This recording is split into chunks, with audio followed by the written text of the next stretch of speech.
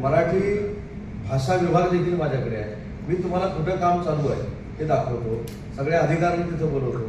मग तुम्ही मात्र ही बातमी दिली पाहिजे की हे रोज खोटं बोलतात.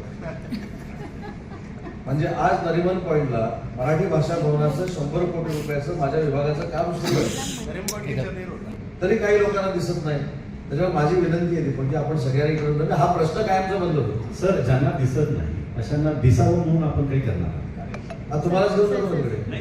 ज्यांना दिसत नाही बघा ते डावसवर टीका करतात, त्यांना डावसला मला घेऊन जावं लागेल. तसं आता मराठी भाषा भवन कुठं चालू आहे तिथे कधी वेळ देतो मी त्यांना बघायला या. म्हणजे तुम्हाला त्यांच्याकडे जावं लागेल. देवेंद्रजी फडणवीस साहेबांच्या नेतृत्वाखाली राज्याचा उद्योग मंत्री म्हणून मी स्वतः आणि आमची शासनाची पूर्ण टीम ही दावोसमध्ये होती. राज्याचे मुख्यमंत्री उद्या आल्यानंतर सविस्तर याबाबत बोलतीलच, परंतु मला सांगताना आनंद होतो की दावोसचा जो दौरा झाला तो कुणाला पटो न पटो पण तो 100% यशस्वी झालेला आहे. याचं कारण एकच आहे की कालपर्यंत जोपर्यंत मी त्या ठिकाणी होतो पण झालेल्याचं पण आम्हाला कळायला पाहिजे ना. ते झालं, मी सांगितलं ना तुम्हाला झालेल्याचं. आता दीपकजीने विचारलं की श्वेतपत्रिका काढणार का, त्याच्या पुढे जाऊन मी सांगितलं. म्हणजे हे मी विनोदाला नाही सांगितलं, कुठंतरी आमचं पण जे आम्ही इथं पत्रकार परिषद घेऊन बोलतो ते सत्य आहे हे दाखवण्यासाठी तुम्ही जर एक कमिटी अशी तयार केली किंवा खरोखरच उद्योग आलेत का आणि पारदर्शकपणानं सांगायचं. म्हणून मी त्याचा उल्लेख पण केला. जर आम्ही गडचिरोलीला तुम्हाला घेऊन गेलो आणि तिथं स्थिर धाम होताना तुम्हाला दिसलं नाही, तुम्हाला लॉईड्सचं काम तिथे दिसलं नाही, तिथे जोशींचं काम तुम्हाला दिसलं नाही, तिथे सज्जन जिंदालचं काम तुम्हाला दिसलं नाही, तुम्ही आम्हाला सोडा ना, आम्ही खोटं बोलतो म्हणून. पण होतंय कसं, आपण पत्रकार परिषदेमध्ये प्रचंड विद्वान असल्यासारखी काही लोक जी माहिती देतात त्याच्यावर विश्वास ठेवतो. त्याच्यामुळे कागदावर देखील विश्वास ठेवला पाहिजे आणि कागदावर जर विश्वास ठेवायचा नसेल तर ग्राउंड रियालिटी काय हे देखील आपण सगळ्यांनी बघितली पाहिजे. आणि म्हणून मगाशी मी म्हटलं की काही लोकांना डावोसला येता येत नाही याचं दुःख असेल तर पुढच्या वेळी त्यांना आम्ही घेऊन जाऊ. कोंबडे नसतील तर मी देखील त्यांनी सांगितलेलं काम करायला तयार आहे. मी रेकॉर्ड होतो, त्याच्यामध्ये काय महाराष्ट्राला आपल्याला पुढे न्यायचं आहे पण ते सांगायला तर आले पाहिजेत. फक्त मुख्यमंत्र्यांना भेटणं हे काही विकासाचं काम होऊ शकत नाही. त्याच्यामुळे तरी चला मराठी भाषा भवन दाखवतो, मराठी भाषा भवनाचं उपकेंद्र ऐरोलीमध्ये आता सुरू करतो ते दाखवतो, काही ठिकाणी आता पुस्तकांची गावं केलेली आहेत ती मी दाखवतो, मी पुराव्याशी सिद्ध करतो. त्यानंतर TRP मिळतो, त्याच्यामुळे हा फक्त टीका आहे. मला असं वाटतं की त्यांनी मी त्यांना दाखवून देऊ शकतो. काय खेळायला जातो म्हणजे ते आम्ही मटका खेळायला जातो की गुंतवणूक काढायला जातो. मी त्यांना जातो, ते सिनियर आहेत, ते खासदार होते, ते एका पक्षाचे प्रमुख आहेत, मला कमीपणा नाही. परंतु मला आंबेडकर साहेबांना देखील ही विनंती करायची आहे की शाश्वत स्वीकारण्याची मानसिकता ही आपली सगळ्यांची असली पाहिजे. 37 लाख कोटीचे MOU होणं हे खायचं काम नाहीये. त्याच्यासाठी कष्ट करावे लागतात, त्याच्यासाठी इंडस्ट्रीज बरोबर संवाद ठेवायला लागतो. इंडस्ट्रीजच्या घराखाली जर आपण बॉम्ब ठेवले तर अशी काय मला असं वाटतं गुंतवणूक येत नाही. त्याच्यामुळे आंबेडकर साहेबांचं जर काही गैरसमज झाला असेल तर राज्याचा उद्योग मंत्री म्हणून मी दूर करेन. परंतु आम्ही मटका खेळायला नाही तर महाराष्ट्रातल्या मुला मुलींची बेरोजगारी दूर करायला तिथे जातो. की महाराष्ट्रातला माणूस जर FDI आणण्याएवढा सक्षम झाला तर पुढचं कशासाठी उलट आनंद असला पाहिजे की महाराष्ट्रातला माणूस वर्ल्ड इकॉनॉमिक फोरममध्ये जातो, स्वतःच्या ताकदीवर FDI आणतो आणि ती इंडस्ट्री महाराष्ट्रामध्ये सुरू करतो. खरं तर अशा महाराष्ट्रीयन उद्योजकांबद्दल आत्मीयता असली पाहिजे, त्यांच्यावर टीका करून उपयोगाचं. हे विरोधकांचं तोंड बंद करण्यासाठी तुम्ही असा काय व्हाईट पेपर पब्लिश करणार आहात? मागच्या काही काळात दावोसमध्ये झालेली गुंतवणूक, प्रत्यक्ष ग्राउंडवर रियालिटीमध्ये उतरलेली गुंतवणूक आणि यावर्षी झालेली गुंतवणूक, एकदा व्हाईट पेपर काढला ना मी तो मागे 3.5 वर्षापूर्वी याच विरोधकांचं तोंड बंद करण्यासाठी असं म्हणणार नाही, त्यांना समजून सांगण्यासाठी, त्यांना जे काही कळत नाही ते कळवून देण्यासाठी विधानसभेमध्ये मी व्हाईट पेपर काढला. पण जे पत्रकार परिषदेमध्ये बोलतात त्यांनी एकानेही विधानसभेमध्ये तोंड उघडलं नाही, म्हणजे आमचा विजय झाला.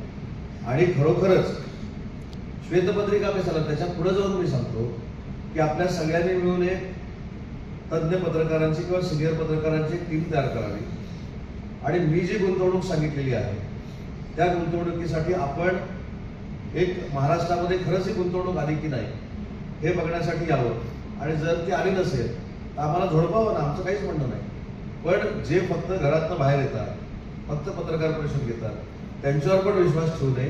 हा फेक नरेटिव्ह सेट करण्याची पद्धत लोकसभेपासून सुरू झाली. आणि आपल्याला माहितीच आहे की आम्ही शासन म्हणून मुख्यमंत्री आणि उद्योग मंत्री म्हणून दावोसला जातो, तर इकडे सगळ्या पत्रकार परिषद सुरू होतात. हा गेले 2 वर्षाचा फायदा आपण अनेक वेळा बघितलेला आहे. आणि पत्रकार परिषद कशा पद्धतीची असते, तर महाराष्ट्रामध्ये उद्योग येत नाहीत, महाराष्ट्रातले उद्योग बाहेर जातात, महाराष्ट्रातल्या लोकांना दावोसमध्ये नेऊन MOU करायची काय आवश्यकता आहे, अशा पद्धतीची एक पत्रकार परिषद घेऊन फेक नरेटिव्ह सेट करण्याचा काही लोकांचा प्रयत्न असतो. पण मला आपल्याला देखील एक विनंती करायची आहे, जी मी वारंवार करतोय, की मागच्या वर्षी आम्ही सुमारे 15 लाख कोटीचे MOU केले. पत्रकार परिषदेतनं या 15 लाख कोटीचं काय झालंय विचारण्यापेक्षा जे पत्रकार परिषद घेत आहेत त्यांना घेऊन आपण गडचिरोलीमध्ये जाऊ, त्यांना घेऊन आपण छत्रपती संभाजीनगरमध्ये जाऊ, त्यांना घेऊन आपण रत्नागिरीमध्ये जाऊ, रायगडमध्ये जाऊ. म्हणजे नक्की आम्ही किती अंमलबजावणी करतो हे आपल्या देखील लक्षात येईल, पत्रकार परिषद घेणाऱ्यांच्या देखील लक्षात येईल आणि आपल्या लक्षात आलं की आपल्या मार्फत ते महाराष्ट्राच्या जनतेपर्यंत पोहोचेल. झालेले आहेत आणि 16,69,487 कोटीचे MOU आम्ही दावोसमध्ये केलेत. MMRDA चे आम्ही 24 MOU केलेत, ते 29,43,300 कोटीचे आहेत. सिडकोचे आम्ही 6 MOU केलेत, ते 1,15,000 कोटीचे आहेत.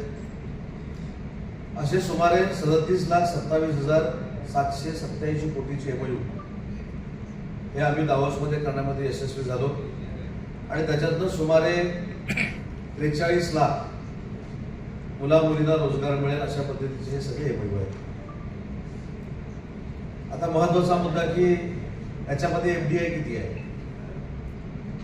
हे सगळे जे MOU झालेले आहेत त्याचं ॲव्हरेज 80% याच्यामध्ये FDI आहे. मग त्याच्यामध्ये भारतीय कंपन्या आहेत, परदेशी कंपन्या आहेत, या सगळ्यांनी मिळून 80% FDI हे महाराष्ट्रामध्ये आणण्याचे MOU आमच्यावर केलेले आहेत. MOU झालेले आहेत आणि 16,69,487 कोटीचे MOU आम्ही दावोसमध्ये केलेत. MMRDA चे आम्ही 24 MOU केलेत, ते 29,43,300 कोटीचे आहेत. सिडकोचे आम्ही 6 MOU केलेत, ते 1,15,000 कोटीचे आहेत. असे सुमारे 37,27,787 कोटीचे MOU हे आम्ही दावोसमध्ये करण्यामध्ये यशस्वी झालो आणि त्याच्यातनं सुमारे 43 लाख मुला मुलींना रोजगार मिळेल अशा पद्धतीचे हे सगळे MOU आहेत. आता महत्वाचा मुद्दा की याच्यामध्ये FDI किती आहे. हे सगळे जे MOU झालेले आहेत त्याचं ॲव्हरेज 80% याच्यामध्ये FDI आहे. मग त्याच्यामध्ये भारतीय कंपन्या आहेत, परदेशी कंपन्या आहेत, या सगळ्यांनी मिळून 80% FDI हे महाराष्ट्रामध्ये आणण्याचे MOU आमच्यावर केलेले आहेत.